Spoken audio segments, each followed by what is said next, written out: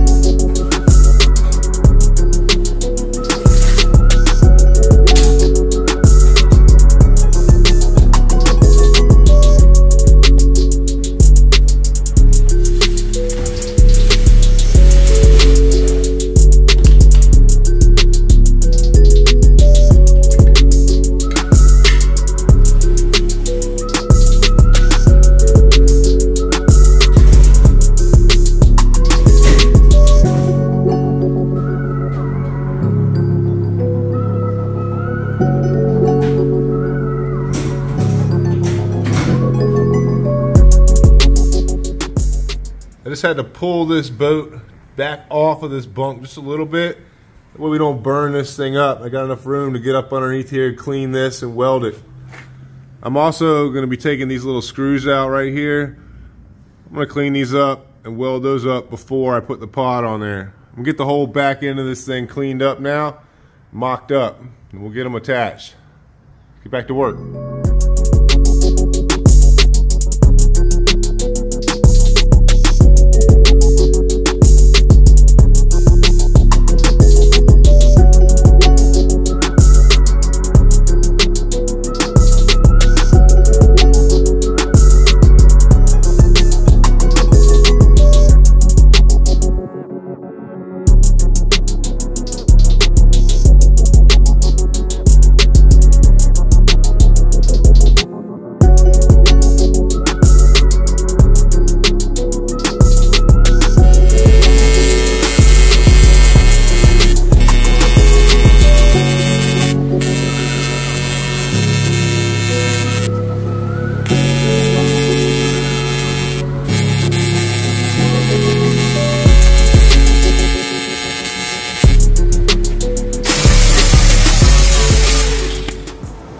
All right, so I got the back end cleaned up pretty nicely here. I did weld up those holes, pretty simple. Ground them a little bit, get them smooth. Now I'm gonna try to figure out how I'm gonna put this pod up here and hold it in place. I might put a little ratchet strap from here down to the bottom of the trailer and try to hold it up so that way I can get a tack on it. Let's get back to work.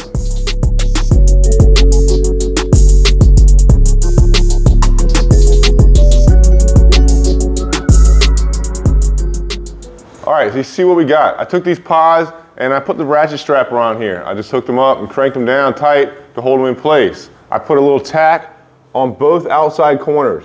I got both the corners sitting exactly where I want them. Now I'm gonna come back, I'm gonna run this piece of heavy wall tubing across here.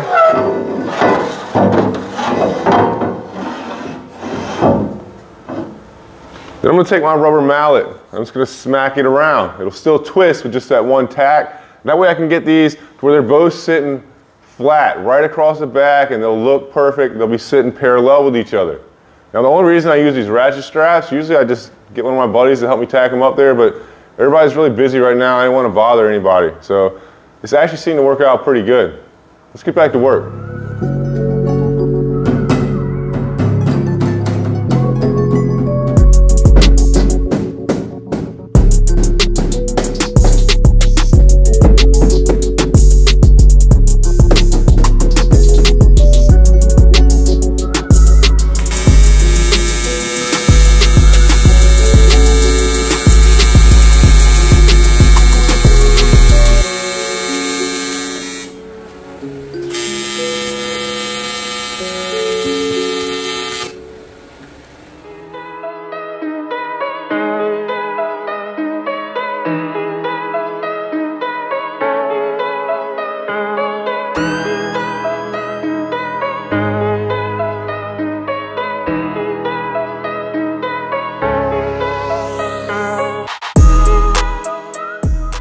All right, so I got the pods tacked up and they fit pretty good. I've got one gap that kind of, the metal pulled away on the transom right here for me.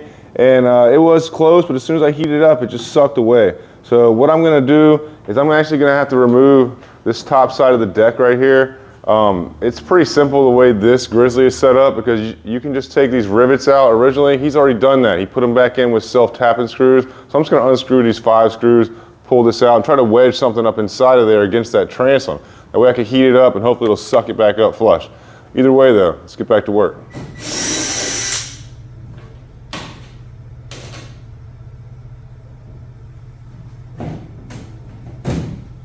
This thing's not even attached.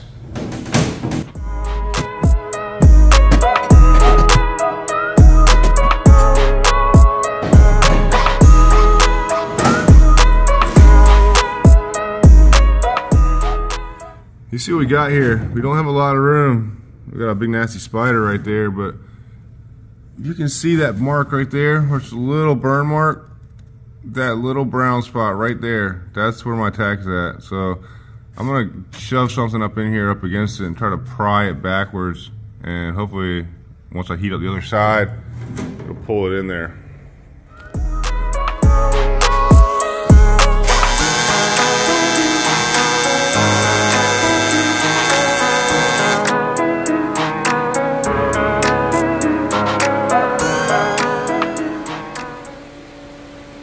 That ain't gonna work. What I'm gonna have to do is cut some of that foam out so I can really get in there and smack it with a maul at one time.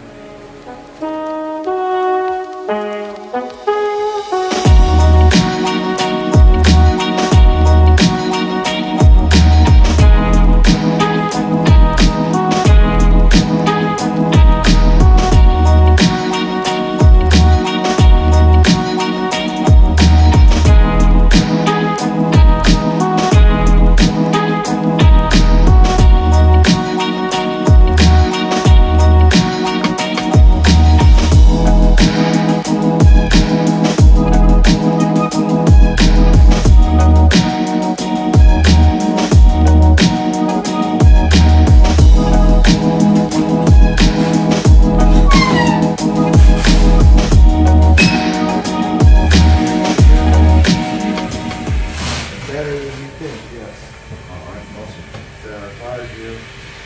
I get that one up to getting straight. Might need that. I was about to flip the shit out of it too.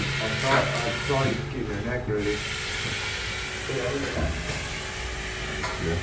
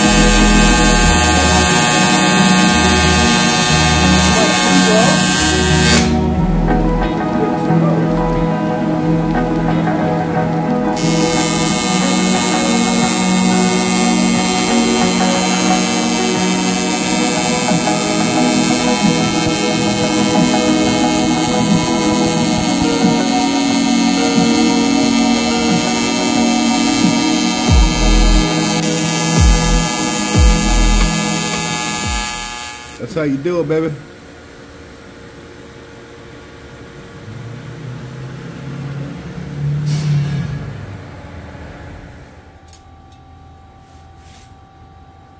I'm about to take a nap. I got my pillow.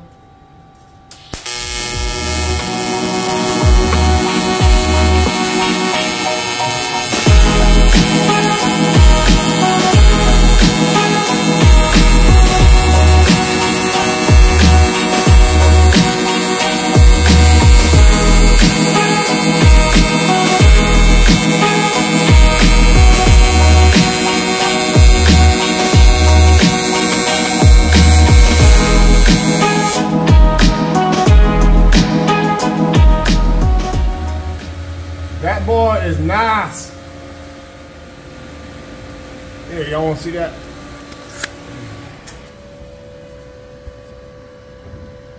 Look at how pretty that is.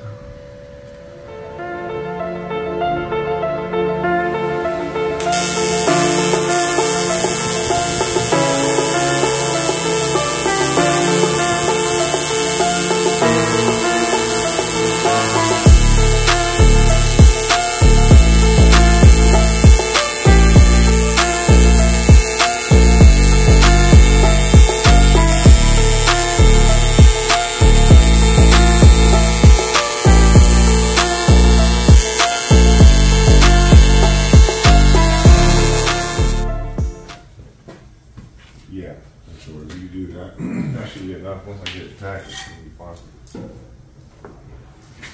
All right, Greg.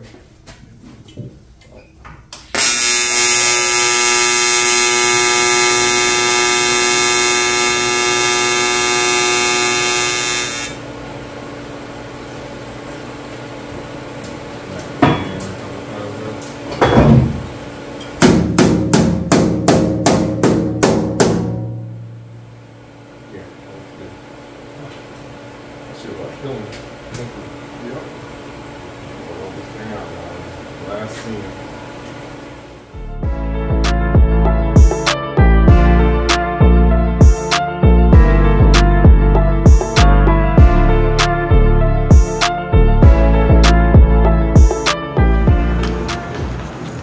All right, so I got both of the pods on. I got them welded up. The hardest part was this top seam right here because the top of the transom, I just wanted to buckle in and out. I'm surprised that there's not any wood up here in this transom. This whole thing is all aluminum. I mean, usually a lot of these trackers have wood in the back of them, but I guess this one being a 2002, there's no wood in it, which is a good thing. It made it a little easier for me, but this transom was like real flexible. There was no braces. You see the braces stop right here. They don't run past that area. So over here, this is just like a .080 or 090 aluminum. So it was buckling. I had to cut this foam out of here and get in here and smack the back of this and try to get some of my brother or employees to help me push it tight while I was tacking it. just because it was popping away and leaving some gaps. Anyways, I got them both on. They look really good. I think they're gonna be perfect for what he's gonna do with this thing. I'm probably gonna leave the foam out on that side because that piece of foam was just completely saturated. I really don't wanna put that back in there. I'll put the one back in onto this side though. I'm gonna get the top panels put back in the boat, try to get this thing finished up. I do got 2 more small pieces he wants me to put onto the transom for his trolling motor, and I got a couple little cracks up on the top of the transom. Let's get this stuff covered up and I'll show you what we got going on. Let's get back to work. All right, so after looking at this, I'm pretty sure I need to fix this before I put this piece back in here with the turf on it. Look, you can see right here, this is cracked. Comes down about 2 inches. It's not gonna be easy to get in there and weld that. He also wants me to put a plate across here. I think what I'm gonna do is just run this plate over and then bend it back an inch. That way I can weld the new plate to it. I can weld it here too. He thinks he's gonna put a trolling motor on here. I mean, I don't know if I'm missing something, but that's right where the trolling motor would have to sit. I don't see any way possible for him to attach a trolling motor off the back of this transom. There's just no room with those pods.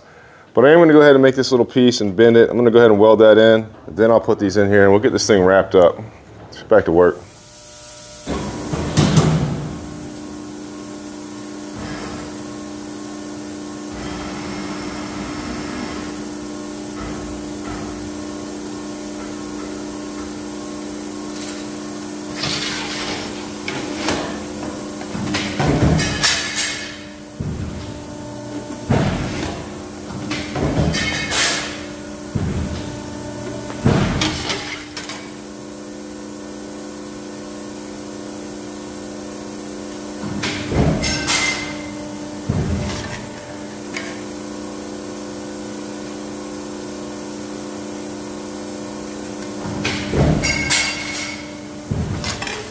Cut these strips 4 inches, about 9 1/2. I'm gonna bend 1 1/2 inches on either side.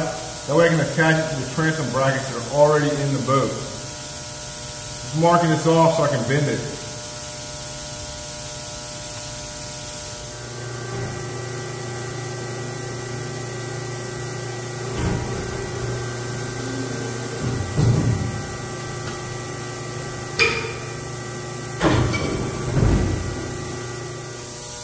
Those should work out perfectly.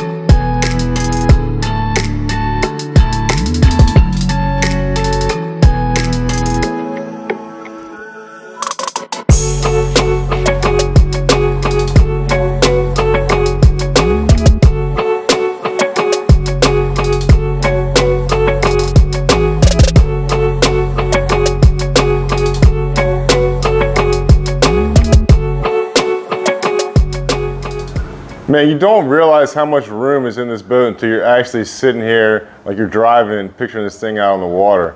It is a very long boat. It's like a Cadillac. But this motor is pretty heavy for this boat, and I think that those pods that are on here are gonna make a pretty dramatic difference. I mean, this is a 40 horsepower outboard. It's got plenty of clearance either way when you turn the tiller handle. And it also has a hydraulic jack plate on it, so you can really trim this thing out. I would like to take this thing for a test drive, just to see how much speed this thing has.